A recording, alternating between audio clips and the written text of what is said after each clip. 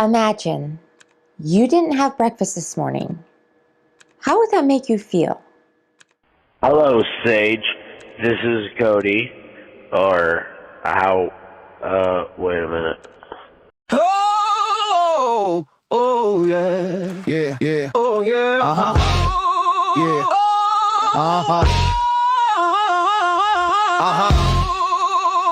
yeah, yeah, yeah, oh yeah.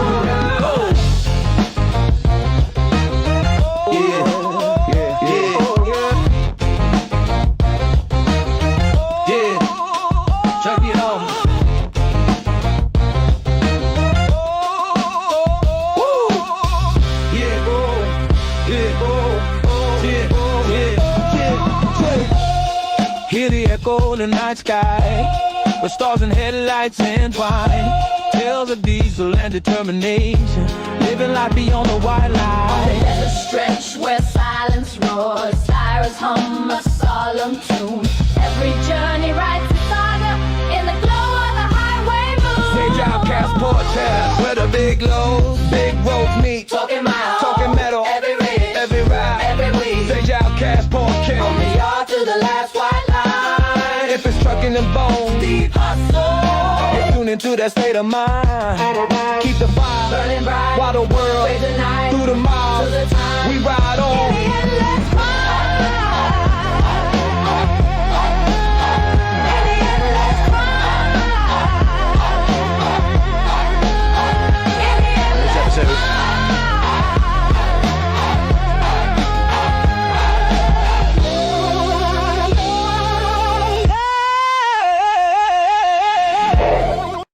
Sage. I'm sorry. Please don't record this. Well, I forgive you. It's a little dark in here. I know, we got rain going on here, so it's dark because the sun doesn't exist here in Maine. Oh, shoot. I actually forgot. You know what? I'm going to show you what springtime in Maine looks like. We had to go shopping there, and we left somewhere around 8:30 in the morning, I think Saturday, and went down one of the roads down this way. I know you can't see which way I'm pointing, but it's this way. It's this way. And it was just snow covered. I mean, it would be lovely if it was start of winter, but it wasn't. It's almost the start of spring. So, yeah, that just kind of sucked. But, that being said, we made it back. Had to use four-wheel drive, and then not on the way back, though. So that was interesting, because it's almost spring here in Maine. And I'm not going to lie, I'm getting a little tired of it. I'm getting a little tired of the snow. It's raining right now. It's been raining for 2 days straight, so pretty much snow's all gone, I hope. That way I can get my tractor fixed, because I got to short someplace. All kinds of problems going on. All kinds of problems going on. Also, we're waiting for the diesel price drop. I don't know what that's going to be, but that hits every Tuesday. Well, gas and diesel prices from the hit on Tuesdays. So we're waiting on that. That ought to be interesting. I'm going to go for over $5 a barrel, where some people said that the price wouldn't go up at all, which is kind of weird. Hang on. Let's see if we can take... But, it would actually go down. Some YouTubers said the price would actually go down. Still waiting for that to happen. And then later on, they changed their mind because it didn't happen. Let's see here. Are we at 16 yet? Nope, not yet. Still waiting. Still waiting. Okay. Let's do this. So, hi to everybody over on LinkedIn. I appreciate you over there. And on YouTube. I know I'm out of the algorithms. But I'm also not kind of covering the stuff that everybody wants to watch because some of the stuff I'm covering they consider kind of boring. All right, that being said, let's get the party started here. Hello? Hey. What? You are not Kevin Costner. Very true. This is Sage from the Sage Outcast Show, and basically here's what we do here. We cover kind of logistics, trucking, business, supply chains, a little bit of news, a little bit of some politics stuff, but not so much anymore, just because eventually you get kind of tired of it. the back and forth and stuff like that with the people that just you can't get through to them, so you almost get over with. So I kind of moved away from that. But I did want to cover some of the stuff that's still happening over there with the Iranian war. So I don't know, and it is Happy St. Patrick's Day. I am wearing my green shirt with my my green hat. Am I Irish? I'm not. I'm not Irish. Well, probably somewhat. We're all a little Irish on St. Patrick's Day. But I took a bath in green water today, so I don't know if that's actually. I didn't dye the water. That's the weird part. No, I'm just kidding. But that's pretty much nobody's been hitting the bottle yet. Well, Irish people might already be on the bottle, but either way, I'm not. All right. Let's move on. So it is a call-in show. The phone number's right there on the screen there. And also, let's get the sponsors. We got to pay some bills here. One of the sponsors is Search Carriers. So Search Carriers is actually really, really nice. To be honest, I can pull up information. Like I pulled up like companies like Tri-State Hauling, and I can monitor them and see that they're right now they're out of service is kind of bad. And I can basically see anytime they go through the scale or they get into an accident, stuff like that, for carriers that I use or I don't want to use and stuff like that. So that's kind of a good one right there. Check out searchcarriers.com. And if you're looking for factoring, check out Wix. If you're looking for any of your factoring needs, great rate. You can there'll be a link in my description down below. You can use that link or just tell them Sage sent you. And then also oversized insurance, open deck insurance. So it's insurance for fleets or larger carriers that basically, if you're a specialized or looking to be specialized style equipment, double drop RGNs, step deck stretches, stuff like that, that's my specialty. And that's pretty much you can check out that. Now we also, we're taking a look at some other specialized equipment or some other fleets, but my specialty is the open deck. I like the open decks, just because, door swingers is not my thing. Just not my thing. So, I don't know.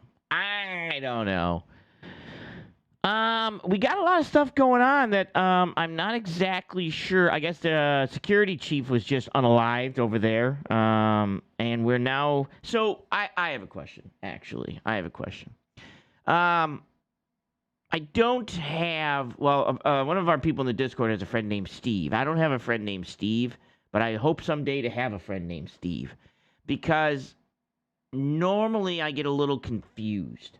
So my thought process is, I don't think we had. We're gonna do the politics. We're gonna do the news first. I don't think we had a good plan when it came to the Straits and going to war with Iran. I just don't think we planned this out properly. I think it was definitely something that we never thought of. Logistics wins wars, and I talk about this a lot. Probably just to myself. But I talk about this and I basically say people always go against NATO and they say, well, we don't need NATO. NATO needs us, or we are NATO, or, NATO would be nothing without us. And how I normally explain that, because people go back and give me one reason why we need NATO. We pay all the bills. We cover all of that type of stuff. NATO needs us. And the best way to understand NATO or explain NATO to people who don't understand it is, we are the hammer and the other countries are the nails. So basically, logistics wins wars, but without the ability to use the other countries to land our planes, to refuel our planes, to feed our crews, to refuel our ships, replenish supplies on our ships, our tanks, and things like that, we'd be in a world of hurt, right? Because, obviously, it's going to be really hard to fight wars in Afghanistan, Iran, and things like that without assistance from other countries. So NATO isn't just the fact that, hey, yeah, we're the hammer, but you can just be swinging a hammer, but you ain't going to build anything without any nails. And that's kind of what the other countries do. They they supply intelligence and logistics for our military, right? And that's an important thing, and I don't think people truly understand that. And I've actually had conversations like this, and I would say, okay, perfect. So NATO needs us. Okay, so when we go over to fight a war without NATO or all these other countries said, no, we're not going to help you, America, do it yourself, how would that pan out? And as you can see, Donald Trump is now asking for other countries to help open up the straits. And the other countries are like, yeah, we're not interested. No, thank you, because they're not giving us a problem. Like, you know what I mean? Like, India's going through there and other countries are going through there. So it's just kind of us, and so that's kind of a problem, right? I mean, not just us, but obviously. So why are we, if we don't need NATO, we don't need all these other countries, why is Trump basically saying, hey, we need your help? You guys got to send your warships. We got to, you guys got to, join up with us. And so that's kind of weird. That's kind of weird. But we're going on, what day are we on? What are we on? Day 14, 15? I don't even know. Day 15. Somewhere around 30 days of the of the straits being closed could be a problem, just so you know. Usually all of the scenarios and things that they pan out, usually somewhere around 30 days, and we're having a serious problem. So some ships are kind of making it through. They're turning off their transceivers there and rolling on through. But a lot of these other ships are still on standby, some filled with oil and fertilizer and things, and some not. But you guys understand also that it's not just the oil. It's also fertilizer and other stuff that come through that. Let me shuffle this around. So I'm going to kind of... let me turn the phones on. I will turn the phones on. All right, perfect. Phones are on, Sonia. His number, 856-600-4654, Sage Outcast. Thank you, Sonia. Thank you. I got to figure out my Bob button. No, that one didn't work. I got to figure that one out. I don't know why that's not working. I'll have to get back to it. Okay. I wanted to play this video. This is Sal. He's What's Going On in Shipping.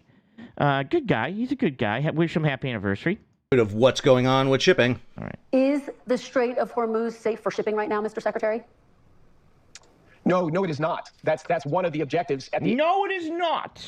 No, it end is of not. this conflict is to reopen the Straits of Hormuz. But no, it is. Since the conflict began, Iran has impeded flow through the Straits of Hormuz, and that is still the case today.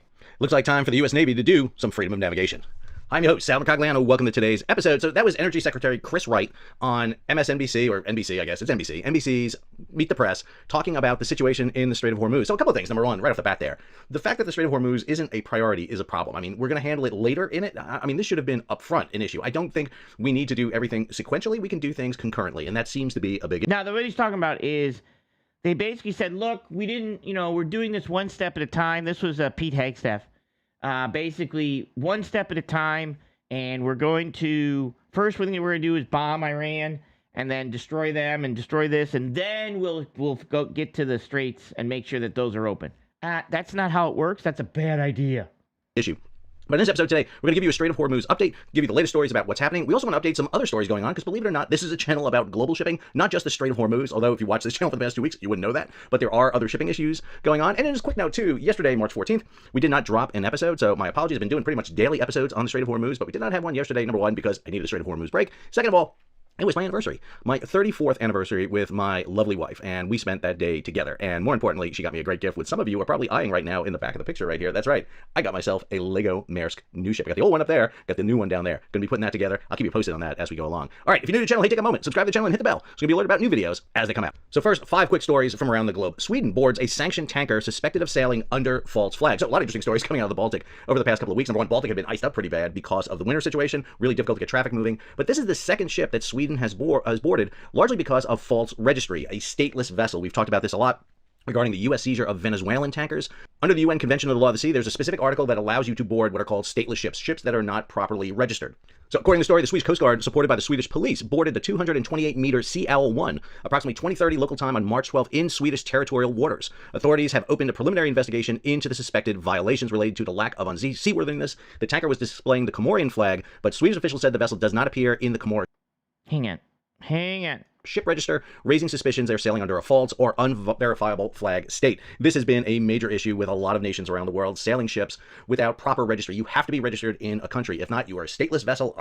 This is where piracy actually came from, originally stateless vessels, hence the black flag. Now what we're seeing is Sweden boarding this. The Baltic has been a big area for this, following a chain of instances where ships of Hormuz of 138 ships prior to the attacks. We are now, remember we were sending out. All right, here. So here's the latest. You guys remember when we were sending? We'll go here though. We'll go here. Clear. So you have a vessel that was struck, we believe, by an unmanned surface vessel, probably the Ukrainians, hit it in the side in right here. Oregon. But again, why listen to me? Well, here's a story from Mike Schuller. Trump's Greenland hospital ship now sailing up the west coast after a Panama Canal transit. Guess where she's heading to? You guessed it, Portland, Oregon. For those maritime those hospital ships that Trump was going to send to Greenland. They're due for maintenance, so they weren't going there. But her shipyard. So a quick series of updates here for you on other stories. I thought it was really important to do that. We haven't done it. It's Sunday. Give you a little bit of an update. All right, let's jump over to Strait of Hormuz. So here's the latest Joint Maritime Information Center advisory note for 15 March. It just dropped. We are still at a critical level in the Arabian Sea, Strait of Hormuz, and Gulf of Oman. Confirmed maritime incidents so far since 1 March stands at 20. There are no attacks over the last day. We have an average rate through the Strait of Hormuz of 138 ships prior to the attacks. We are now sitting there yesterday with 3 vessels through the Strait of Hormuz. In terms of global navigation system interference, it's still widespread and consistent. No vessel incidences over the past 72 hours. However, the targeting of port fuel storage continues to demonstrate the potential for attacks to disrupt bunkering operations, port logistics, and regional energy supply chains. The ability of unmanned systems to strike infrastructure and extend ranges reinforces that maritime risk is not limited to vessel transits or choke points, but may also affect port facilities, offshore energy infrastructure, and maritime logistics hubs throughout the Arabian Sea and Arabian Sea approach. The chart shows you Strait of Hormuz. You didn't have breakfast this morning. Hey. How would that make you feel? I know. Right now, my YouTube is Here's transits from out of 8 to control. 14 March. On 14 March, we had 2 ships transit the Strait of Hormuz, one east, one west. The vessel that transited eastbound out of the Strait of Hormuz was a tanker. Can you keep your women quiet? Vessels over 1,000 Jesus Christ, I know, right? And are transmitting AIS. The Operation Epic Fury sitrep here. Oh, just so everybody knows, we have the one, the only Orion Vale in the Discord. If you're not a member of the Discord, you will not be able to meet him. But most of this stuff, you gotta kind of meet him to know him. You know what I'm saying? Actually, I'm not gonna play the video because now I'm getting all kinds of Orion Vale videos in my thing, and here I thought they were only one hit wonders. They're not. They're less than that. Shows you a density analysis of maritime events. Really sick of most sick of the Iran, all this stuff.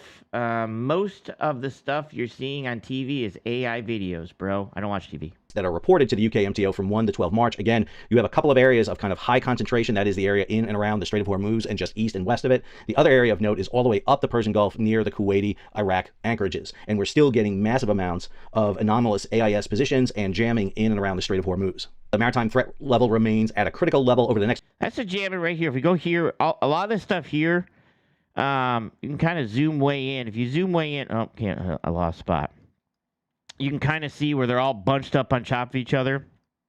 Yeah, that's not real. That's spoofing. 24 to 48 hours, JITMIC assesses the most credible risk to include continued unmanned aerial and unmanned surface vessels and missile activity, follow-on strikes near recent maritime event locations, attacks against stationary vessels or offshore operations such as ship-to-ship transfers. That's what's happened up in the northern Persian Gulf region. And then persistent interference both on navigation and AIS, and communication disruption may degrade some navigation reliability and increase congestion-related hazards. The maritime security environment across the Arabian Gulf and Strait of Hormuz remains at a critical level of kinetic risk.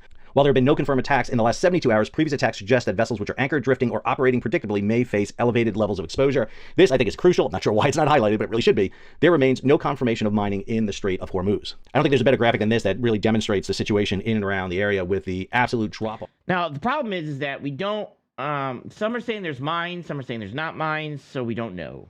In the number of ships that have transited through the Strait of Hormuz since February 28th, when we started seeing that drop-off occur, down to just a trickle. Just a reminder, everybody, I'll have a link to this. Ship captains should show some guts and go through there and find out for it. Just hammer down. They should all be Orion Vales and just hammer down. Yes. Go through. report in the show's description. This report has a summary at the end going over all vessel attacks, a nice chart and list for it. Here are the most recent set of attacks right there. You'll also notice they'll have a graph here showing when these attacks take place. Again, there's really no rhyme or reason to the attacks or who they're attacking. It's pretty dispersed over the entire region. The last attack was against the Source Blessing, which is a container ship off the UAE coast. So JIPMIC is a great source to track ships moving through the area on the status. The other one I recommend very strongly is over on X, is Tanker Trackers. Again, I know many people have problems with X, Twitter, whatever you want to call it, but there are some great sources to follow over, and Tanker Trackers is one of them. Their most recent post kind of counters something that Brian Sullivan over at CNBC said, still very quiet in the Strait. Will that change in the next 24 hours? Sully is over in Paris speaking with folks on the ground about what happens next. But no, Tanker Tracker says, well, yeah, but another 2 million barrels of Iranian crude just departed. And I think that's the big irony of this whole situation. While tankers are held in the Persian Gulf, and container ships, and liquefied natural gas, and liquefied petroleum gas, and bulkers, the fertilizer Iranians are not only loading vessels, but they're sailing them through the straits. Wait, the big update was the fact that the United States struck Karg Island. This is the main export facility for Iran to get oil out of the nation. However, there are other aspects, including Jask, which is a terminal outside the Strait of Hormuz. But Karg Island is absolutely essential. And listen, I know Karg Island very well. I played Battlefield 3. I know Karg Island. However, yeah, me too.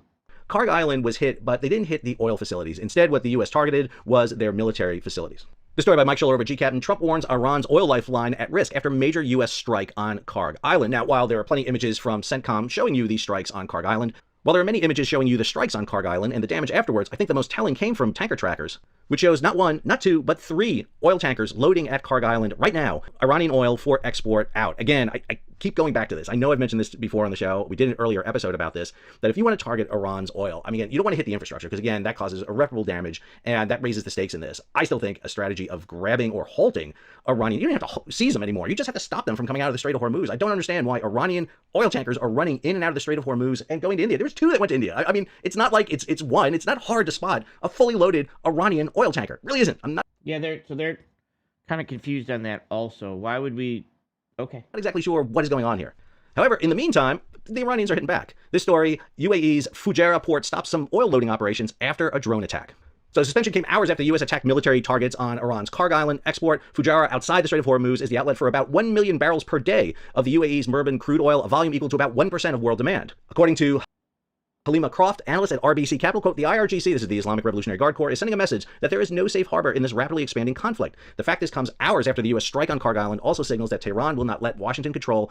All right, so we're not moving tankers out of the Strait of Hormuz, the Persian Gulf, unless you're Iranian. There is that pipeline across the UAE. That's 1 million barrels per day. There's the pipeline across Saudi Arabia over to the Red Sea. That is ramping up to be almost 8 million barrels per day. Long line of tankers coming in across the Indian Ocean through the Bab el-Mandeb, cheers, and up to the Red Sea. This is one of the reasons that Gerald R. Ford moved into the Red Sea to provide air cover over Yanbu. I firmly believe that, because if you knock Yanbu out, that's the terminus of the Saudi Arabian port, that is a big problem. It's a massive problem. But they have disrupted the 1 million barrels coming out of Fujairah here consistently. So again, Iranian oil flowing, everybody else's oil, a little interrupted. But Sal, how can you be so sure about that Iranian oil? Well, let's go to this story right here by Paul Morgan. India's tanker escape. Rare Hormuz passage signals new political reality for global shipping. 2 Indian liquefied petroleum gas carriers have successfully transited the Strait of Hormuz after receiving rare clearance from Iran, highlighting how the world's most critical energy shipping corridor is increasingly being shaped by diplomacy rather than routine commercial navigations. The ship, the Shavalik and the Nandi Devi, both operated by the state-owned shipping corporation of India, were allowed to pass through. So India is brokering a deal. I should say India has brokered some great deals because they just got access to Russian oil that was afloat. Remember, the United States had levied very hard against India to prevent them from taking Russian oil, threatening tariffs. Well, guess what? They got their tariffs reduced, and now they're getting Russian oil. And the reason— Wait a minute. They got their tariffs reduced and— we know that again. Splash 24/7, good buddy of the show, Sam Chambers. 65 million barrels of crude heading toward India. This is from Russia. Now, the situation in the Strait of Hormuz and the Persian Gulf is not great. Another India story we have. Indian sailors stranded off Iran just want to go home. So a 26-year-old Indian sailor who's identified just as Amju to Reuters is one of about 23,000 Indians working on merchant, harbor, and offshore vessels across the wider Gulf region. Hundreds of tankers and cargo ships are waiting to pass through. The plight of Indian sailors in and around the strait has become a major issue at home, with Delhi saying it is coordinating multiple authorities, including Iran, to ensure their safety. According to Amju, we know how dangerous it could be to sail without a Navy escort or without permission.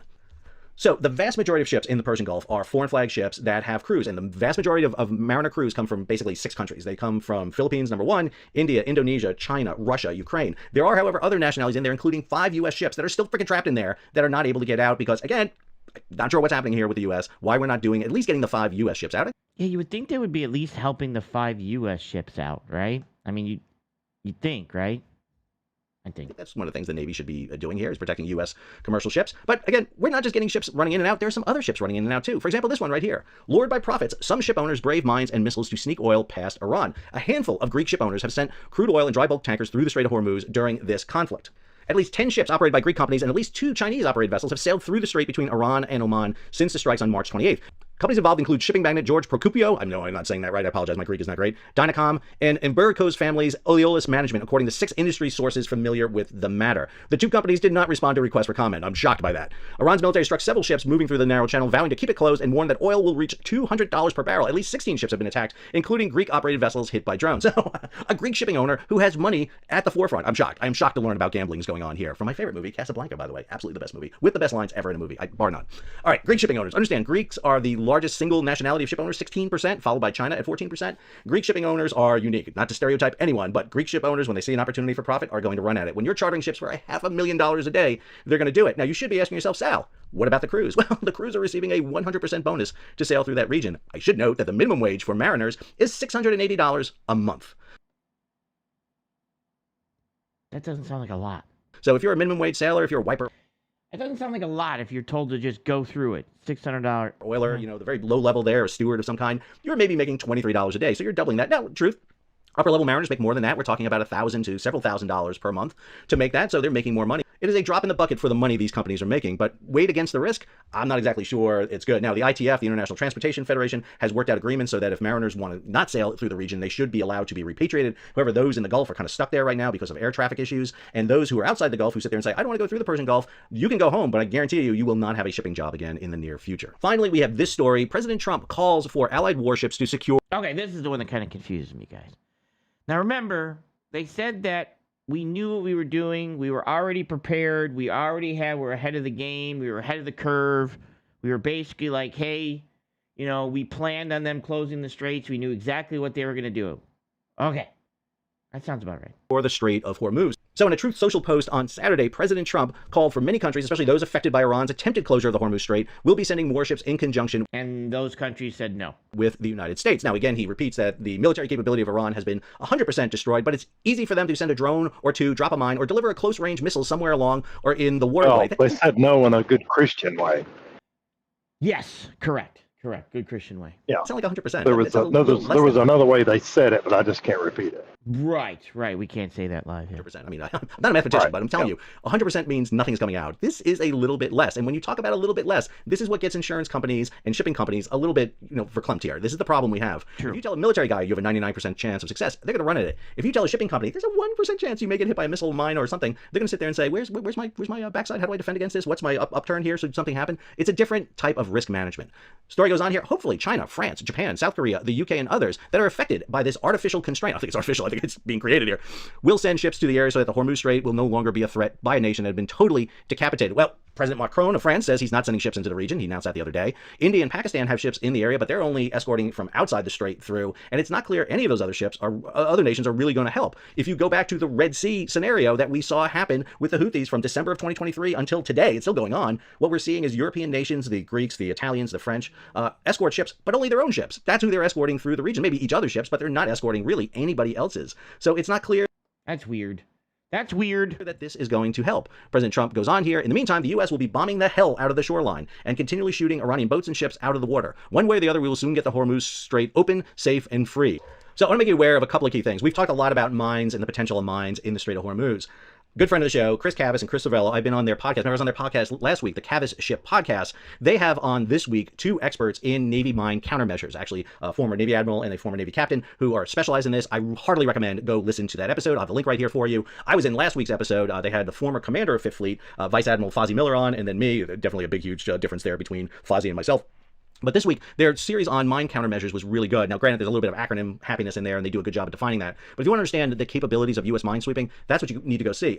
On the flip side of that, this got posted over to Instagram today that 2 of the 3 littoral combat ship minesweepers are not near the Persian Gulf. They're not even near the Strait of Hormuz. They're not even up in the Arabian Sea. They're over in Malaysia right now. Wait.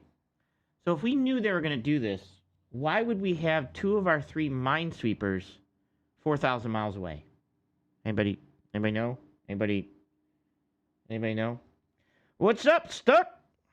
Two of the ships, the Santa Barbara and the Tulsa, are pictured pierside. He's playing 4D chess. He's 1,000 steps ahead of everyone. Yeah, playing 4D chess. Asia. Now, that is 4,000 miles away across the Indian Ocean. That's a pretty long distance away. If you're going to start conducting counter mine, why are two of your three mine countermeasure ships all the way across there? And before anybody sits there and tells me, well, Sal, they're littoral combat ships. They can sail at 40 knots. They can. And they have a grand total range of 1,000 miles when they do that. They are fuel-sucking pigs. Yeah, I mean, they can haul ass at 40 knots, but where are you refueling them every 1,000 miles? You know what I'm saying? When it comes to economy, to get across, they got to sail very slow, or they need a friggin' gas can halfway across to refuel, or more than that, actually. They need a couple of times to get across. So the fact that the LCSs are out of place, the only reason I can think they're over in Malaysia right now is potentially to pick up with the Tripoli Amphibious Ready Group, because the U.S. has announced it's sending an Amphibious Ready Group. 2,000 Marines based on board the USS Tripoli, along with two other amphibious ships from Japan across. They are probably somewhere in the South China Sea right now, getting close to the Straits of Malacca, so maybe these LCSs are going to be escorting them, working them up. I'm not sure, but that's my estimation of it.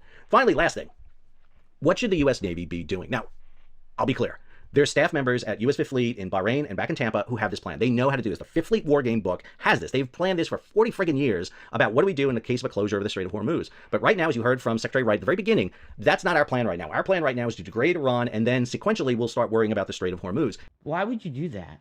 Here's my question, honestly, for a logistical point of view, from logistics, why would you do that? Why would you just say, look, we don't really care about logistics. We really don't care about shipping. I know. It should be an important factor, but right now we just want to blow things up. We just want to bomb things. And logistics is boring. You can't do that. You can't sit there and worry about one thing without doing the other thing. You're going to damage the global economy. And I think the U.S. Navy, the U.S. military has got to do something. So I'm a historian. I love historical references, especially when it comes to military and naval. To me, the best reference I have in this goes back to World War I. May 4th, 1917, 6 U.S. Navy destroyers of Destroyer Division 8 under the command of Commander Joseph Taussig arrived in Queenstown, Ireland. Today it's Cobh, Ireland. These were the first of a vanguard of initially 35 U.S. destroyers that would operate from Queenstown and assist in a campaign against German U-boats. The reason the United States got into World War II... Now it's like 11D chess. I know, it's like 11D chess. It's more like 11 IQ chess. You know what I'm saying? Like, I'm going to take out the D and put IQ in there. And we're going to go with 11 IQ chess. It was not because of the Zimmerman telegram that talked about the Germans allying with the Mexicans and invading the United States. The U.S. Army was on the border of Mexico. We were invading Mexico. We were in Mexico. The idea of the Mexicans invading the U.S. was ridiculous. The issue was the sinking of commercial ships. 10 U.S. ships are sunk starting in February 1st of 1917. 64 merchant mariners are killed. Reed Wilson's speech to Congress on April 2nd, 1917, and he talks about one sentence about Mexico. All the rest is about freedom of the seas and navigation, and particularly the interference of trade. We dispatched 35 out of 68 U.S. destroyers within the first month of our entrance in the war. We sent over half of the U.S. Navy's available destroyers, and eventually we send almost all of them across. I think right now the U.S. has to emulate that. We need to send destroyers. We need a squadron of Arleigh Burke-class destroyers sailing through the Strait of Hormuz, American flags flying, and daring the Iranians to do something, because that is what will make the difference here and reopen the straits. Talk to the crews on the ships, talk to the commanders, talk to any surface warfare officer. They're dying to do this mission. They want to do this mission and show the flag and get back into the Gulf and show the Iranians that they don't control this piece of water. And so we need a similar kind of return of the Mayflower. That was the imagery you saw before with the 6 destroyers going into Queenstown. We need that imagery today. And this is what we should have been doing before. Like, we should have been legitimately be doing this, or saying that we were going to do war games or exercises with Saudi Arabia, and we should have been sending these ships into the Persian Gulf prior to the attack, but we didn't. We need to demonstrate that the strait is open. Once you demonstrate the strait is open, you'll start seeing ships start moving. I'm talking to ships. I'm talking to crews on the ships. I'm talking to people who are talking to people on the ships. I'm talking to ship company owners. They need something. What they don't need is Secretary Wright coming on and, number one, saying the U.S. Navy has escorted the ship and then taking it back, and then sitting there saying that there are mines. Oh, wait, there's no mines. What they need is a clear definition from the United States that the strait is open for business and that the U.S. will be there to respond. During the height of the tanker war, from 1980 to 1988, 411 ships were hit, 55 sunk or constructive total losses. Hundreds of merchant mariners died. Understand, the merchant mariners will sail through here. They're bored right now. They want to go. They want to get things moving. They want traffic to flow. The U.S. can do two things at the same time. Back to work with you. Get back to work. Yes, we can gum and walk. I'm pretty sure about that. The idea that we have to do this sequentially misses a key thing. 25% of global trade goes through the Strait of Hormuz. We have already... Yeah, let me know, brother. Let me know. Already choked off 10%. What's going on with YouTube? I can let you know. Going through the Bab el-Mandab, cheers, because it goes around Africa due to the Houthis. 2 vital choke points are being pinched by the Iranians, because the Houthis are the Iranians' client in this. You got my number, bro. What happens if you do the Suez Canal? What happens if you do the Straits of Malacca? Understand, this is world trade. World trade is the circulatory system of the world's economy. If you start pinching off femoral arteries, carotid arteries, and main, blood vessels, I agree with that, brother. You're going to die. You're going to kill the global economy, or worse, probably not kill it. You're going to cause severe damage. You're going to cause damage to the system that could take years, if not decades, to fix it. And the U.S. has borne that burden. It is part of this operation, along with the Israelis, to attack Iran. They had to have known this was going to happen. If they didn't know, everybody else in commercial shipping knew it was going to happen. That if you attack Iran full force, you're going to get disruptions in the Gulf. Insurance isn't the issue anymore. That was week one. That's gone now. It's not insurance that's keeping ships there. Read a post today from someone who's quote-unquote an expert. It's not insurance. I've talked to the insurance guys. Insurance is there. Plenty of insurance out there. You can get insurance. The issue now is physical security, demonstrating that you can sail through this region. And if the U.S. is afraid to sail warships through this region, now that's what the perception is, that the U.S. doesn't want to sail warships through because they might get hit, then why do you think an unarmed tanker, bulk carrier, or liquefied natural gas carrier, let's call it a floating bomb, is not going to sail through the region? That's it. And worse, if you allow Iran to negotiate with countries like China, India, that the strait is open only if you're, calling for them, then you are giving Iran control of the strait. That's what you're doing. You're creating an artificial choke point here where Iran can claim sovereignty over that, which under UNCLOS, the UN Convention on the Law of the Sea, they can. It's an international seaway. They cannot claim sovereignty over it, much like the Houthi couldn't do it over the Bab el-Mandab. I want to talk about the Turks and the Black Sea because that's a whole weird thing that deals with the Montreux Convention. All right, that's pretty much the gist. That's what's going on with the straits, man. I don't know. I'm just, look, man, and women, there was no plan. There was no plan. No matter what they say, there was no plan. There was a plan. There was no plan. And I think that's a bad thing. Like right now, the fact that they're saying, there was a plan. We had it all lined up. We know exactly what we're doing. Don't you worry about it. We're just going to drop more bombs. That's not a thing. Like just dropping more bombs is not going to open up the straits. That's what they don't understand. They don't understand that that's not how Iran fights. That's not how they plan to fight us. That's not how the conflict is, they want the conflict to go. You can drop all the bombs you want. They'll rebuild. They've been around, a long time. So that area. So they're used to being bombed. I don't know. I just don't think that's a good thing. I just don't think it's a good thing. All right. Let me move into doing a freight report. So now the logistics aspect of the show and a little bit of trucking, and also it kind of affects you guys too. So that's kind of a good thing. Okay. Let me pull this up here, make sure that you can see this over here. I might have to blow this up. Let me blow this up. This section of this video is brought to you by Search Carriers. If you are in trucking and either as a broker, as an insurance person, well, don't use an insurance person because I use it as an insurance person. I don't want you having a heads up. But if you're a freight broker, a carrier, factoring company, anybody at all, you got to check out Search Carriers. Just go to searchcarriers.com and check it out. Trust me. You'll be able to pull up all kinds of information on people, and then I'll tell you, I'll be completely honest. You can even pull up information and then tell them you pulled up the information, and then they get pissed off at you, which that kind of happened to me. I basically pulled some stuff up, and then they got upset at me. Just so you know. I kind of agree because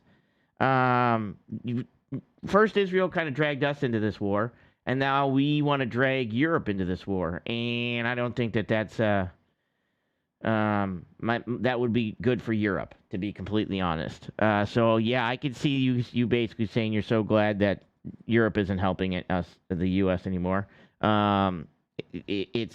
I wish we weren't helping Israel at this point because it's just too much. Let's see. Trump thought that Iran would roll over. Trump is very, very wrong. Yeah, I think that we thought, Venezuela was pretty easy, right? And I think Trump just thought, well, all we have to do is start bombing them and then they'll give up everything. And that just wasn't, that's not a good plan. That's not a good plan when it comes to Iran. So, because they're going to do things like, mine the straits. And that jacks up the price of oil. And next thing you know, we're all paying higher prices at oil.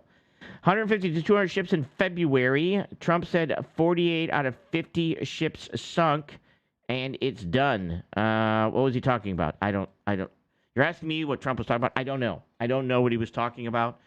I know obviously we have been sinking ships and stuff like that, but the issue is that that's not the fear. A lot of their fast-moving boats or dropping mines as more damage than the ships that they have on the ocean. Also firing rockets into other countries to piss off the other countries and strike infrastructure in other countries. That's kind of a problem also.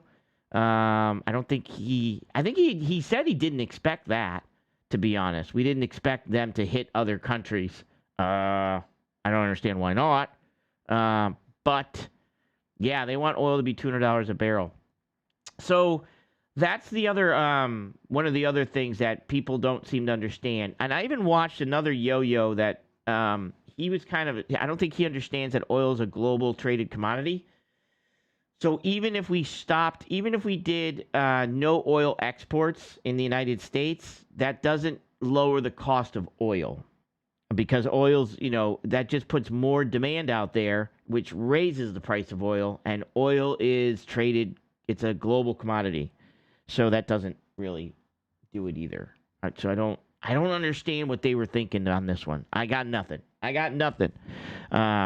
right, let me go into real quick what's going on in the freight markets. Overall bloodline of the country. So if you want to know how the country's doing, I normally check freight volumes and freight markets, because that trucking and stuff like that, we see it first. When the country's going to die down, people stop buying things, we see that. When the country's starting to get comfortable and they want to spend money, people start buying things, we see that. So a lot of this is due to capacity crunches. A lot of either non-domiciled or people getting out of trucking that are not, you don't have to be non-domiciled. Like there's a lot of people that are just getting out of trucking. So that, they're older, they're retiring, stuff like that. We have other people that just got out of trucking. All right. Overall market is neutral, which isn't bad.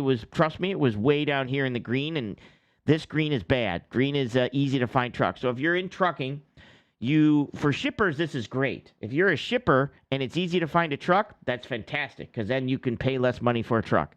But if you're the truck driver or the carrier, you don't want it so easy to find trucks, because that's your competition. Okay, van freight is coming back down into the green, making it easier and easier to find trucks. It was up here in the neutral, but now it's kind of back down here in the green area. I know there was a big push to Trump said he was going to do tariffs again, which I don't know if those tariffs are going to kick in, but there was a big push to get some stuff before tariffs kicked in again. And then there was a push to pull stuff out of warehouses once tariffs were gone. So once the Supreme Court said, hey, tariffs are gone, a lot of people pulled stuff out of warehouses, especially bonded warehouses, which you don't have to pay the tariff until you pull it out. We'll leave that one go. There was a lot of van movement. Now, in regards to refrigerated markets, it's still about neutral. The problem that we're going to have with refrigerated markets is I don't know how the fertilizer crunch is going to affect this area in regards to farmers. I do know that a lot of bankruptcies in farms happened this year. Well, last year and this year. So that could affect that. And then also, I'm thinking the refrigeration market, when we start to get in produce season, it's going to tighten up pretty good, because normally you have people that pull flatbeds will drop their flatbed trailers or their van trailers to grab their refrigerated trailer. So I know a lot of flatbed drivers or open deck drivers that basically come produce season, they'll park their flatbed trailer and then they'll grab their refrigeration trailer and they'll start doing produce, because produce pays so well. And then once produce season's over, they park their refrigeration trailer and then they grab their flatbed trailer. Now, I talk to more flatbed drivers and step deck drivers than van, but van probably does the same thing.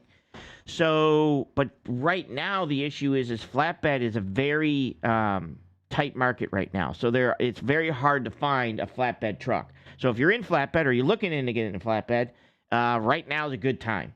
I think what happened was, like I said this before, that a lot of the hotshot drivers that were either non-CDL hotshot or CDL hotshot, they got out of the market for a little bit.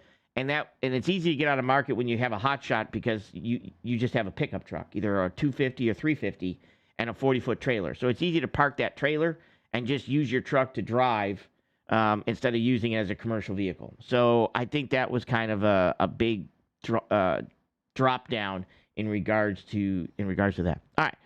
Pricing. Let me zoom in here. We are national spot rates. So spot rates, if you're in trucking, basically, that's the non-contracted rate.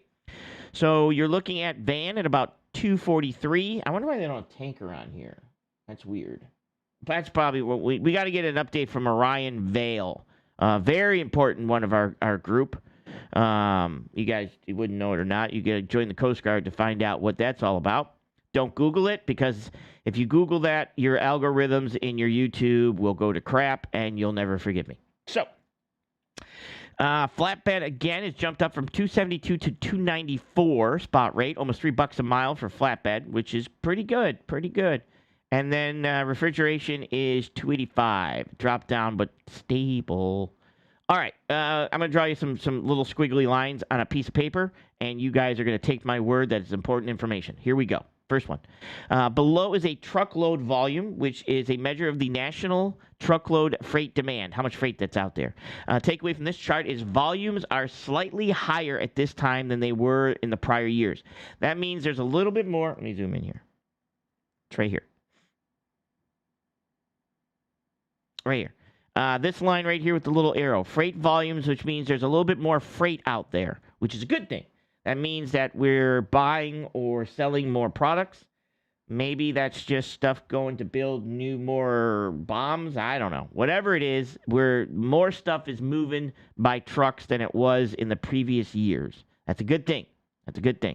Most likely, because wars, as we all know, help the economy. Below is a truckload rejection. Higher than the number, the tighter the market. The key takeaway from this is that the available capacity is significantly tighter to start the year. All right, so basically we have less trucks out there. That's the gist of this one. Definitely less trucks, and definitely flatbed. Flatbed is rocking right now.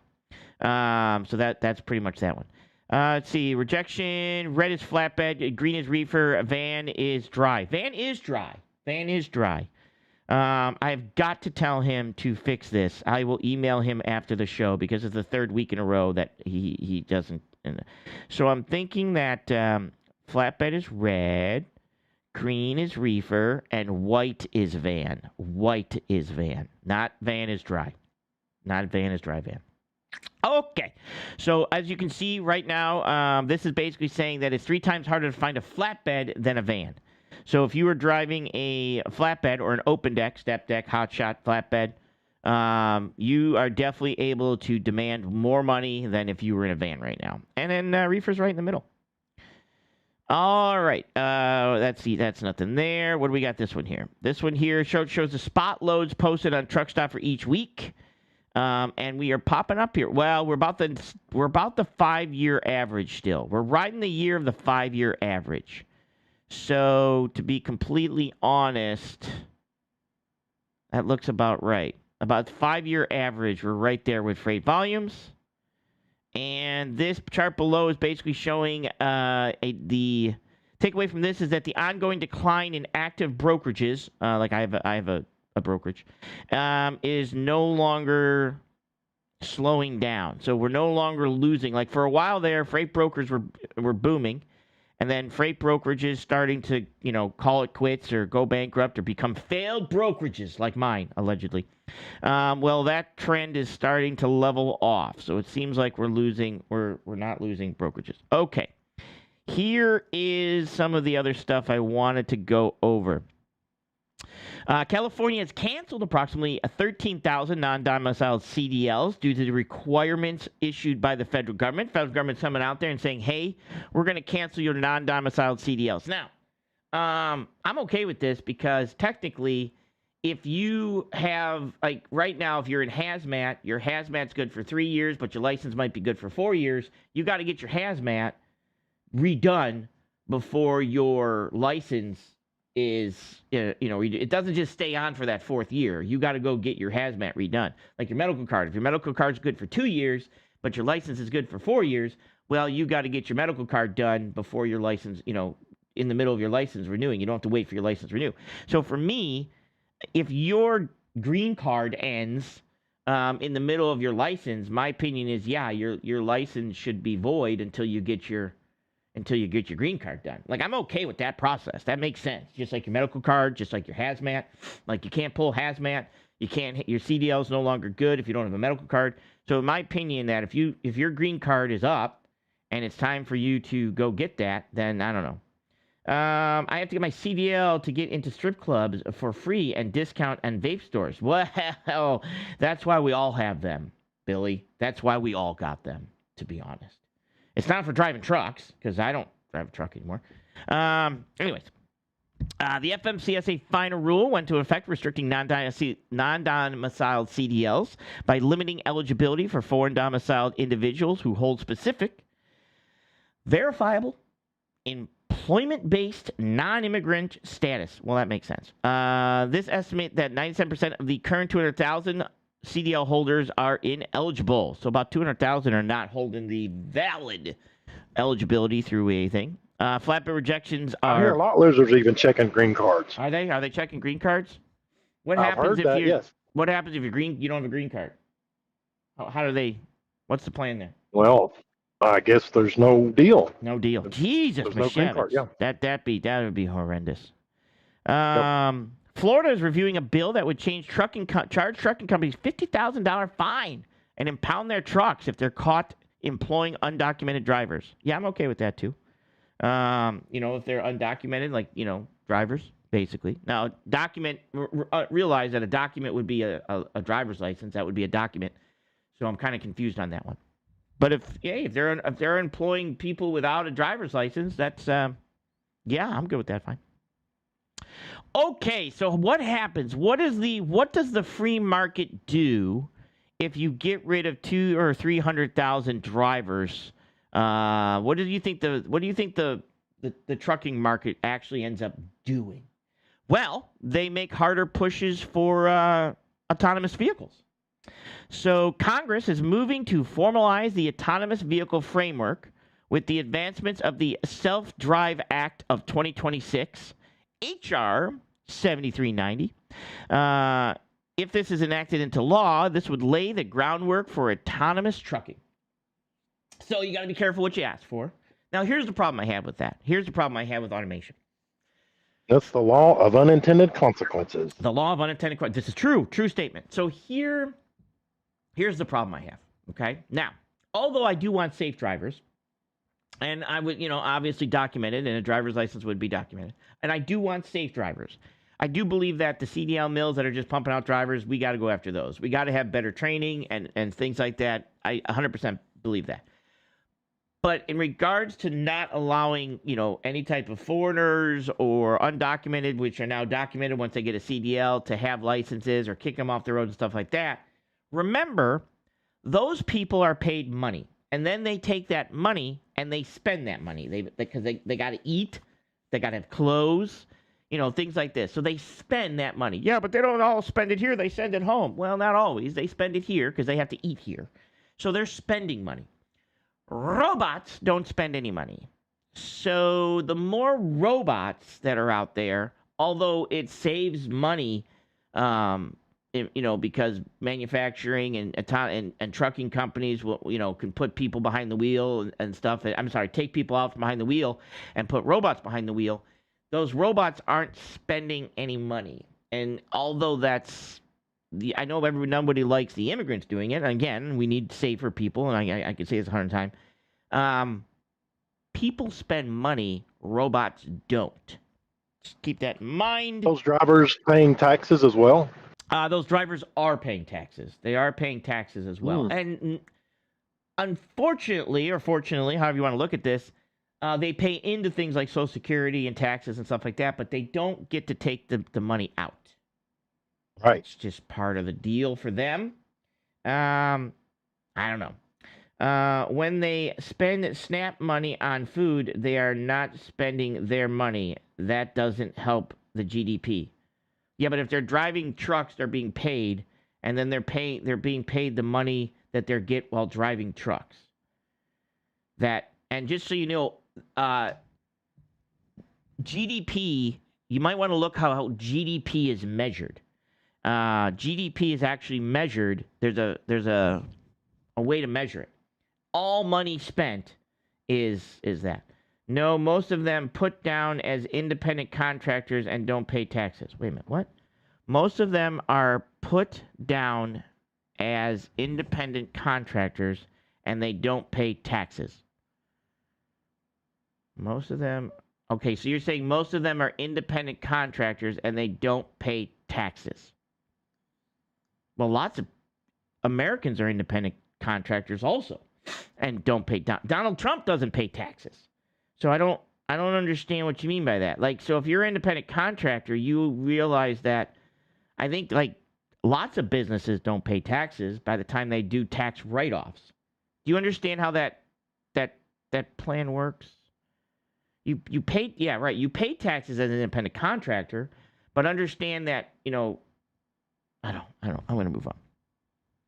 You're going to have to call in if you'd like to call in and explain it to me, Patty Whacker. That'd be great. That'd be great. Do robots pay taxes?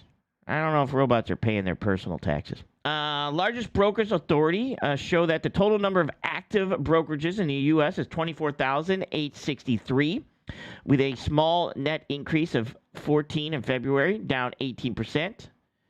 Let's see, what do we got here? Federal Motor Carrier Administration issued a bold warning that the trucking industry that buying or selling an MC is might violate federal regulations.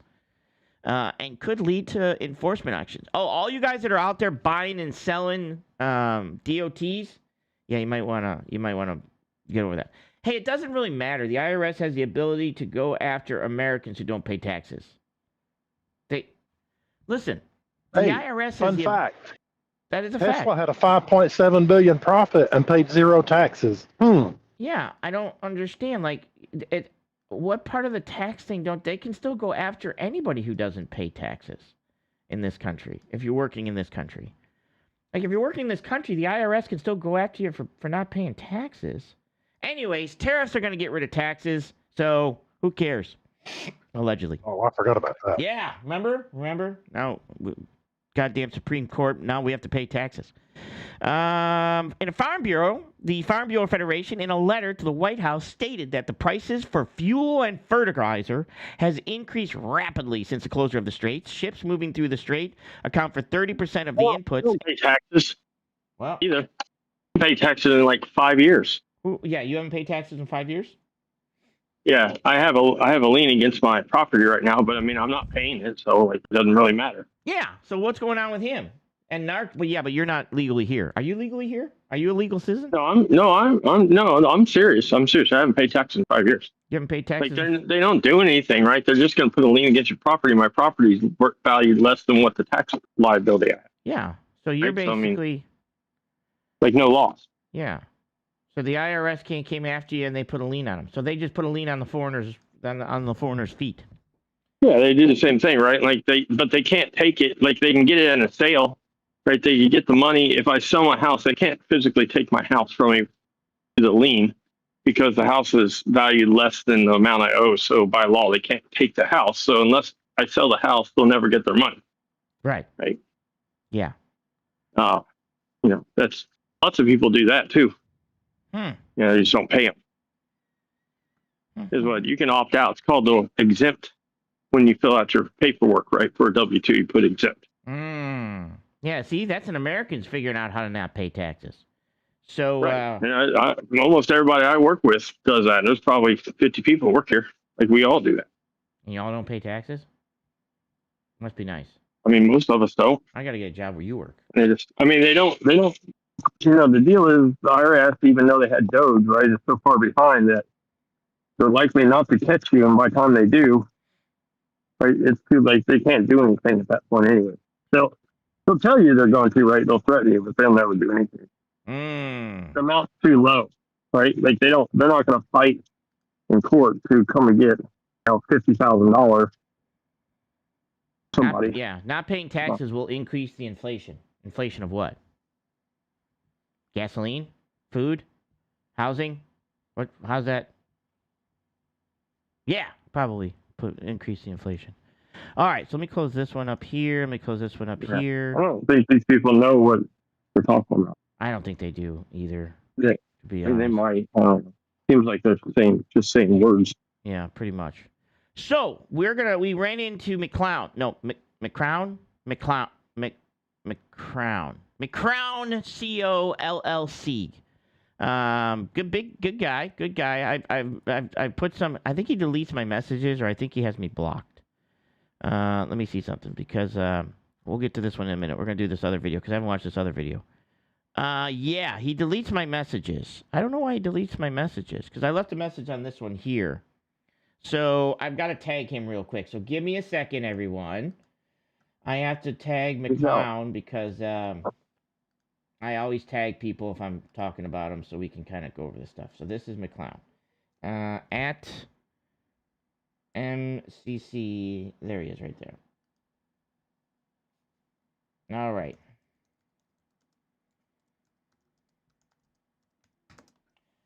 All right, let me post that up there. Okay. He will drag us out of war until he knows he can secure power and take away your right to vote. And maybe that might be a possibility. Oh, hang on. I'm missing some people here. Let me read some of these comments real quick.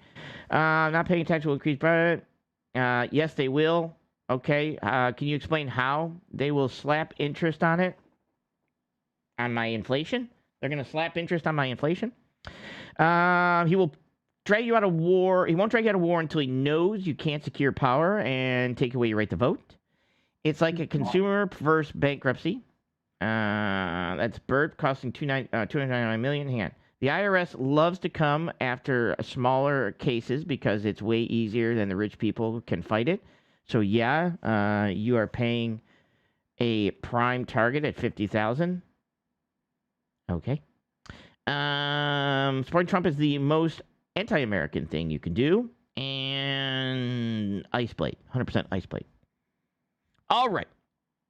You guys, let's do this real quick. Oh, yeah, just real quick. Also, you guys can go, if anybody's looking for any type of open deck insurance quotes, fleet, trucking company insurance quotes, you can go to oversizeinsurance.com.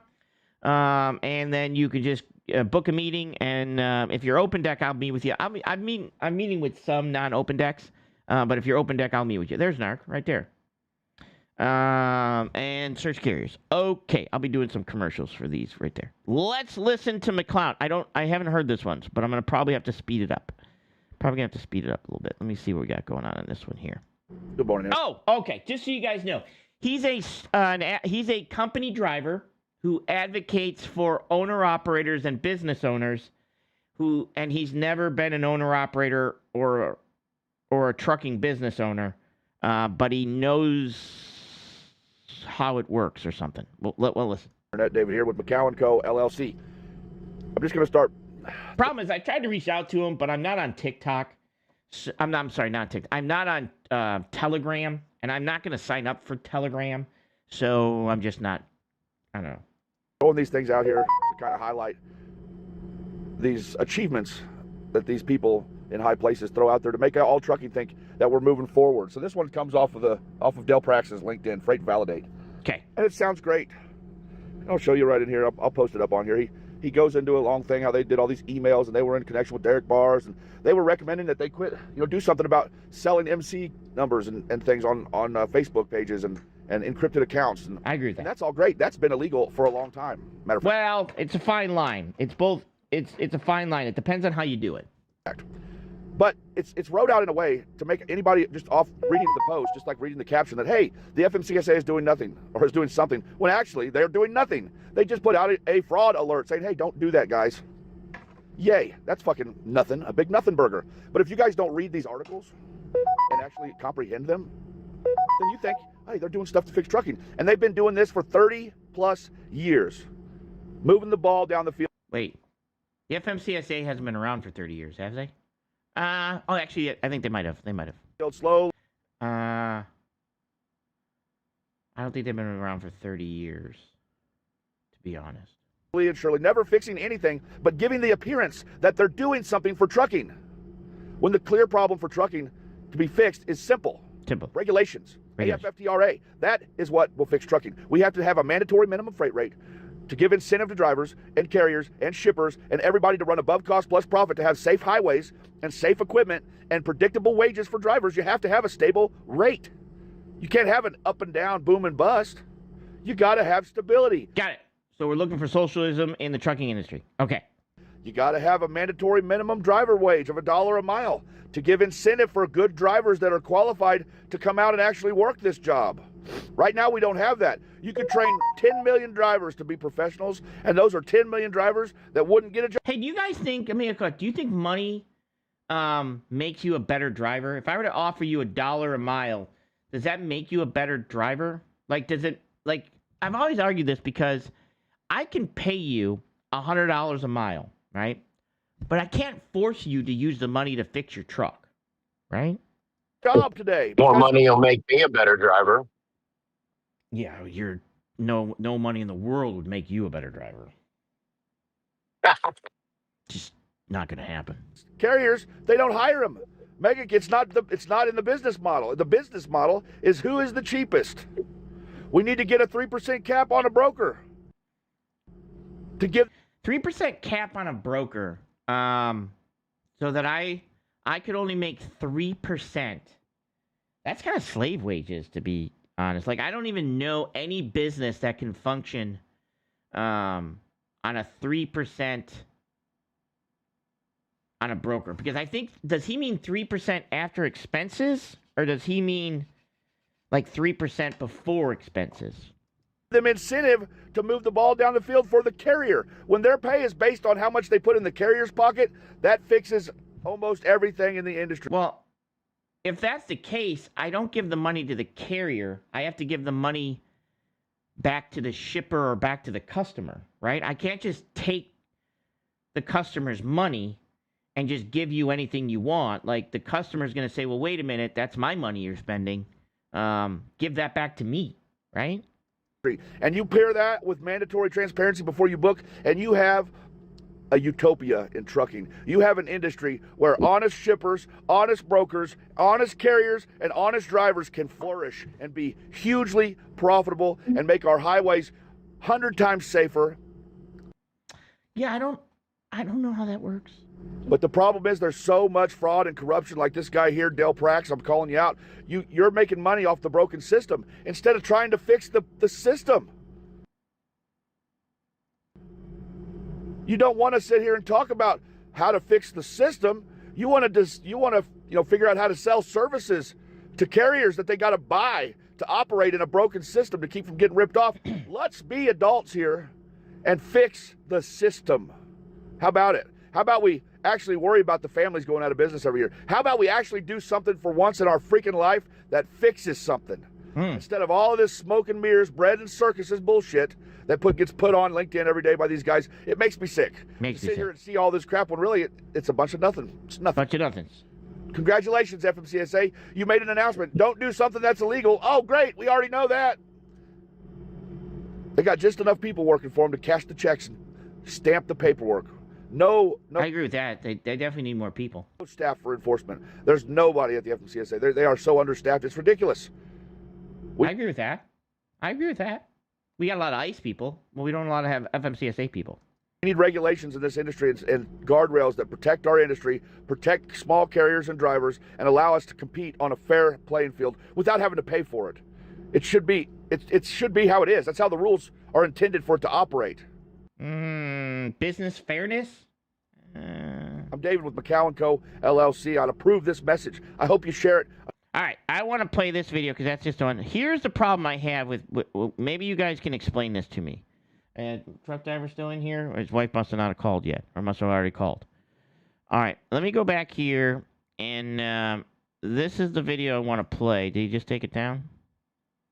This one here. I want to play this video here. I'm a little confused. Secretary Duffy and Derek Bars, you guys asked how to fix trucking the other day in a press conference. I'm here to tell you right now, it's not that hard, but you got to really be willing to fix it. Okay. You got to give incentives.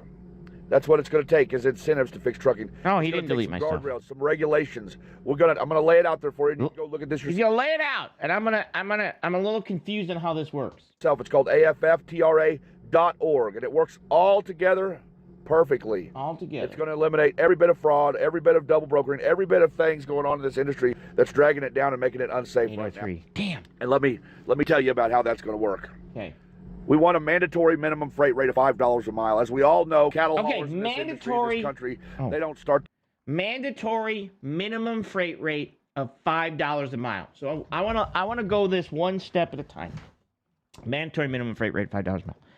So my question is that if it's a mandatory minimum rate, well, let me see what it says. For less than $5 a mile, because anybody that's profitable, any independent operator, small business owner in this country that is being profitable, it's $5 a mile. That's how you be profitable. I don't mean surviving. I mean, that's how you run a profitable business. That's how you don't have to take on debt every day and borrow from tomorrow to pay for today. Okay, I'm with him. Okay, so minimum $5 a mile to be profitable. Now, right now, I can show you the numbers that worst case you should be profitable, and you can be profitable at less. About $2.34 a mile, $2.34 a mile, and he wants $5 a mile. So here's my question I'm going to ask you. If we have a minimum of $5 a mile minimum to be a truck driver for an owner operator, so now every broker has to pay me $5 a mile, even though I only need $2.25 a mile to be profitable. He wants me to be extremely profitable at $5 a mile. So here's my question. What is going to stop any trucking company from failing?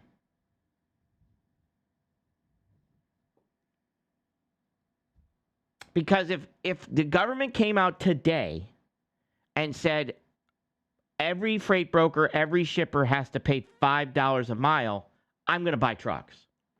And I'm going to hire drivers. And so many other people are going to rush into this market because you can't fail at $5 a mile. So my question is, what keeps, like right now, there's only so much freight out there to move. But if more and more, and we saw this, we have evidence of this during COVID. Freight was $5 and $6 a mile. And carriers rushed into the market. And then we have an overcapacity of trucks in the market. We have too many trucks. They're saying there's too many trucks. There's not a driver shortage. There's too many trucks. Well, why is there too much trucks? Because we were paying $5 a mile. And you couldn't fail. So my question is that if that's the case, everybody and their brother is going to jump into the trucking market, and we're going to flood the market with carriers that are going to be sitting around and waiting for freight that there's not enough freight to go around. Right? Or does he think that freight's just infinite and endless? And then the freight that is moving, we're going to have to tack the fee on that $5 a mile. We're going to have to add that to the price of the freight that's shipping. Okay. McClown, I'm just wondering if you could respond to my video here. I tagged you. I've commented. I'm just wondering if you could respond to the video. So at $5 a mile, what? Hey, I think there's more to it than that. If you think that there's an abundance of unsafe, unqualified drivers out there now, if you put a minimum at $5 a mile, then that number is going to go astronomical. There's going to be even more unsafe, unqualified drivers out here. Because I don't care. I mean, at that point, at $5 a mile, it doesn't matter if you're a one-armed, one-legged, one-eyed man, all on one side. They're joining the trucking companies. They're out there. Let's get it. I mean, blind, non-speaking, like all kinds. Just hire them up because everybody and their brother is just going to jump into the market as fast as they can. That's a great point. So now you got a ton of trucks out there who getting, like I said, the minimum $5 a mile, but they only get the minimum $5 a mile when they're driving. Okay. It's very important that we have a mandatory minimum freight in this country to stabilize our industry and allow for safer highways. It doesn't allow for safer highways. Matter of fact, we have evidence because of COVID when it was $5 a mile, just like my producer said, and I rarely admit he's right. He's right. So it went down during those COVIDs when we offered more money. Very important. You can't have safe highways on the backs of exploitation and rates that are below cost. You can't do it. You can't have people racing to the bottom. That's pillar one. Pillar two, we want a mandatory minimum wage for company drivers. $1 a mile, mandatory minimum wage. That's going to give incentive for drivers, one, to come back into the industry that are experienced. Well, then if that's the case, if it's a mandatory minimum wage of $1 a mile, lots of drivers are going to come back into the market, more drivers than we need. So now you're going to have to compete with those drivers on other means. So I hope you're up for the challenge. Number two, it's going to encourage carriers to hire drivers that are experienced instead of just hiring the cheapest possible person. That's right. So if you have a ticket, if you have a speeding ticket, if you have a CPIT, if you have one ticket, I'm not hiring you. Just one ticket, I'm not hiring you. Even in your car. So if you're out there in your car or on a motorcycle and you get a ticket and it's on your MVR, I'm not hiring you. Person they can get behind the wheel to get down the road, that all goes away overnight. We don't have to do any other thing weird to get rid of these unqualified people. All we have to do is give the incentive to have the qualified people come back into our industry and the incentive for carriers to hire them. Nobody's going to hire people that aren't qualified if they have to pay them $1 a mile. It's very simple. True, and not qualified means, hey, can you stay out for 4 weeks? No, not qualified. This is very simple. 100% transparency is the third pillar before you book for everybody involved. 371.3 in the rule book is designed to protect the carrier from being took advantage of by intermediaries. Well, wait a minute. Here's my third question to this one. Hey, let me play. It's not being able to be utilized correctly. You have to request transparency after you book the load. That does not work. If you request transparency, the broker will blacklist you. They will call you out. They will put you on carrier 411, and you will not get the haul for that broker anymore. These are the facts. So here's my question. If you're already getting $5 a mile, if you're already getting $5 a mile guaranteed, why do you need transparency? How are we taking advantage of you if you're already getting $5 a mile? Do you think you're going to get any more? Like, you said you need $5 a mile to be profitable. So if I'm a shipper, I'm just going to pay $5 a mile and pay no more. Because you're already profitable. You see what I'm saying? You're telling me you needed this money to be profitable. Not survivable, but profitable. So who's going to pay more than $5 a mile if you're already guaranteed profitable because of that? Like, does that make sense? Like, why would you need transparency? Why do you need to see how much the load is paying? It's paying $5 a mile. How do I know this? Because that's the minimum for you to be all profitable. Right? So, I mean, I know guys right now that can run at $1.50 a mile. And if they're going to get $5 a mile, how much more profit do you need? So here's the problem with this one is I don't understand is why do you need, and you're welcome to come in here. You're welcome to call in. You're welcome to, I mean, he won't call in because he's not going to answer these questions. But I'm just trying to figure out why you need transparency if you're already getting a $5 minimum a mile so that you can be profitable. You're already guaranteed profits. Guaranteed by law profits. Not to mention that when you sign your carrier packet or your contract, there's illegal waivers in there and that have you sign away your rights to request transparency because a crook doesn't want you to see what they're doing. How is there a crook? If you got $5 a mile, how are they a crook? You're guaranteed by law, according to you, profitability. This is how all this is being done. They say, the brokers are saying they're taking 12 to 16%. They're taking way more, and they desperately don't want to show the rate because they know it's going to reveal that. They'll never be able to negotiate a 55% margin off of a carrier, ever. Well, if they're already guaranteeing you $5 a mile, right? You're guaranteed $5 a mile. Most likely, then the customer's just going to pay me 15 to 18% to handle the dispatching of the truck and, the safety and the billing and all the stuff that I have to do for that. They're just going to pay me my percentage for that, right? Because you don't need, there's no need for transparency. It's just you're getting $5 a mile. See it up front. Double brokering. It takes care of double brokering, co-brokering, chameleon companies. No, co-brokering is legal.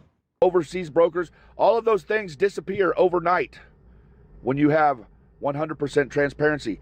No, they don't. And the fourth pillar, very important, is we need a cap on brokers. Not to hinder their earnings, not to suppress what they make, but to give them incentive to put more money into the carrier's pocket. I can't put more money into the carrier's pocket. I would have to give the money back to the shipper. I can't steal from the shipper and give it to you. You're getting $5 a mile. You're already guaranteed profits. According to you, you're guaranteeing yourself profits. I can't just steal from the shipper or the customer, the receiver, and just give you more money. Like, I can't just do that. Like, right? You understand that, right? When their form of payment is based on the amount of money they put into the carrier's pocket, that makes for an industry that moves upward and onward. More money, more safety, more predictability, more professionalism. No, not really.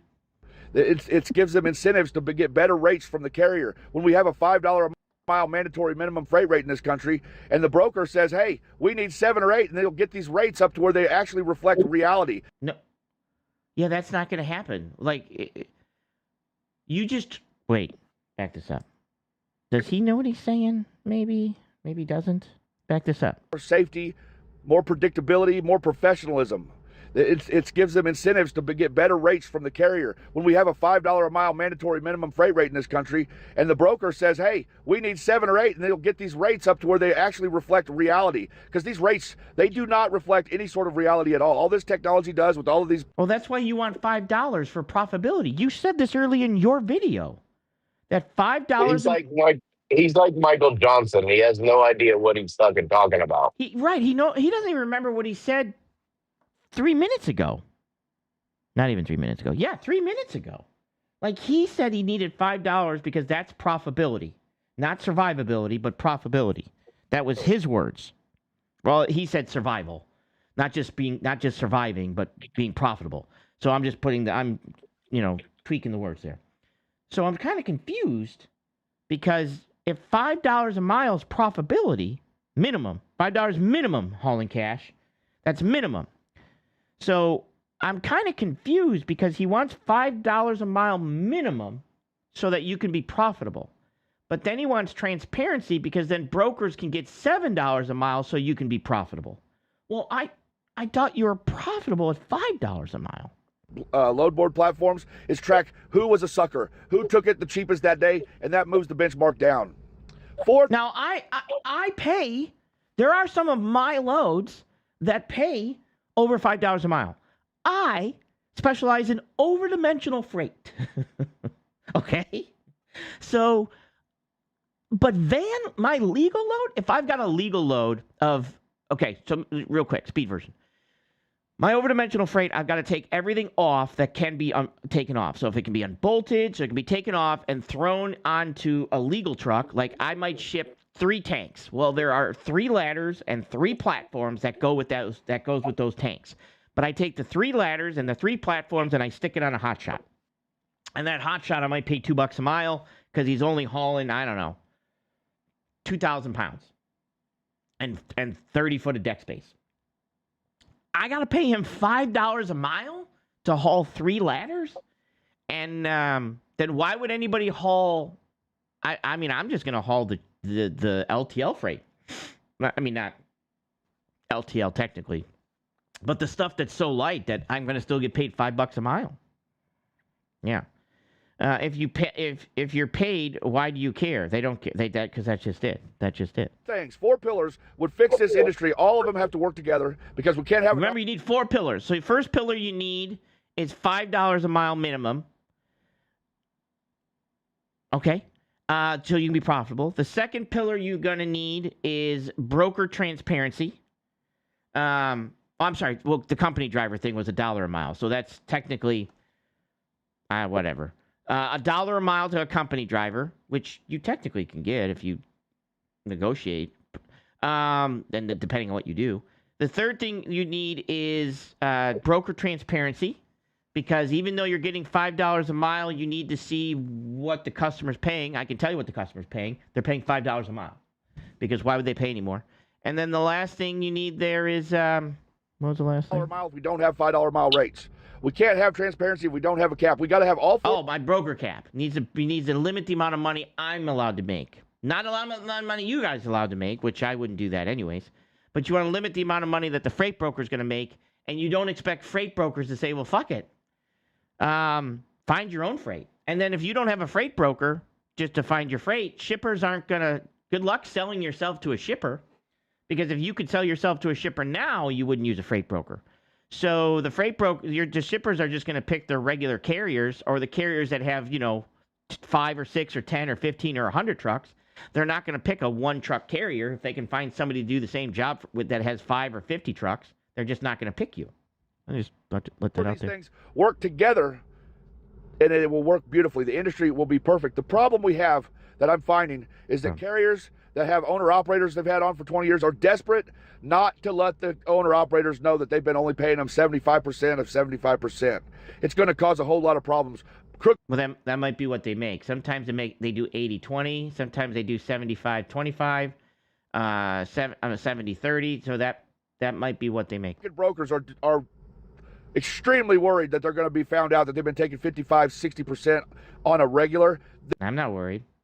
This is creating massive pushback for actually doing something to fix the industry. And I would like to add this in on this AFFTRA.org, is that we need to offer some sort of conditional amnesty to players involved in this game that know they've been doing wrong, are afraid to be getting sued, that if they come on board and they push this on through and help us get trucking fixed moving forward, instead of playing the blame game and going through another 30 years of this industry just going down, and destroying the small businesses of this country, which I believe trucking is the last stand for the small businesses. We're 92% small business owners, and we're dying out here. We're losing our minds. We're losing our houses. We're losing our everything. 100,000 carriers, small carriers, went out of business last year. I am begging you guys to get a hold of me.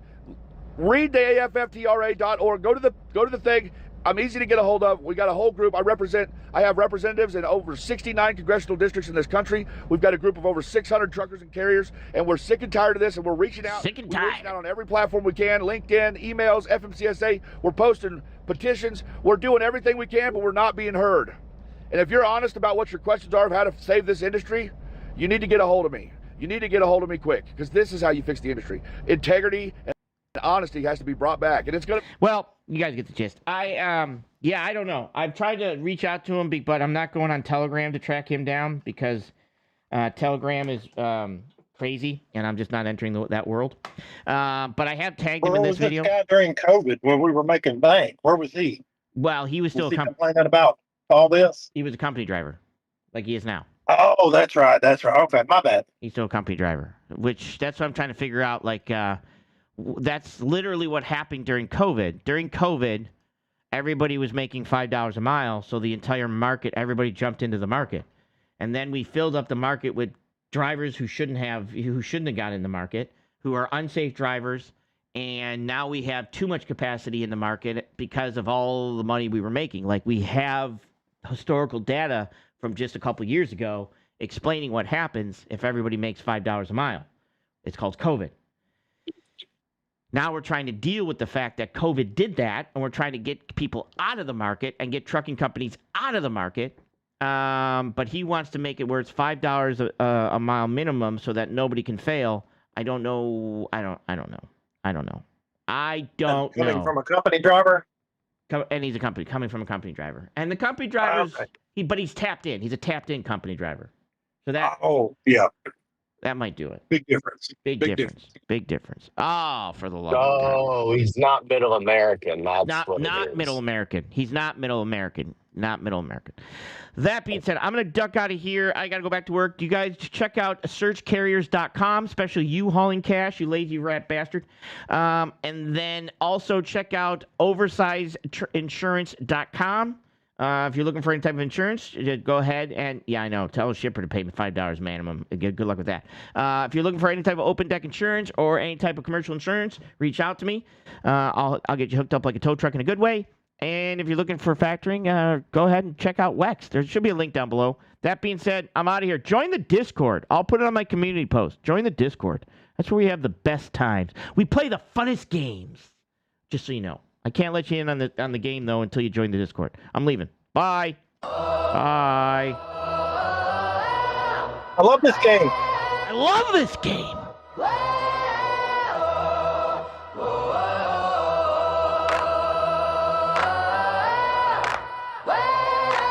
I'm going to play the move game. Hear the echoes in the night sky, where stars and headlights entwine.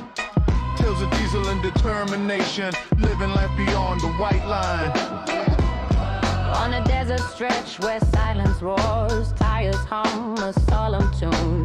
Every journey writes its saga in the glow of the highway moon. Sage outcast, port hat, where the big lows, big roads meet, talking miles, talking mental. Every rig, every route, every week, Sage outcast. From the yard to the last white line. If it's trucking and bones, deep hustle. You tune into that state of mind. Keep the fire burning bright. While the world fades into night, through the miles, through the time, we ride on in the endless climb. Okay. Sage. I'm sorry. Please don't record this.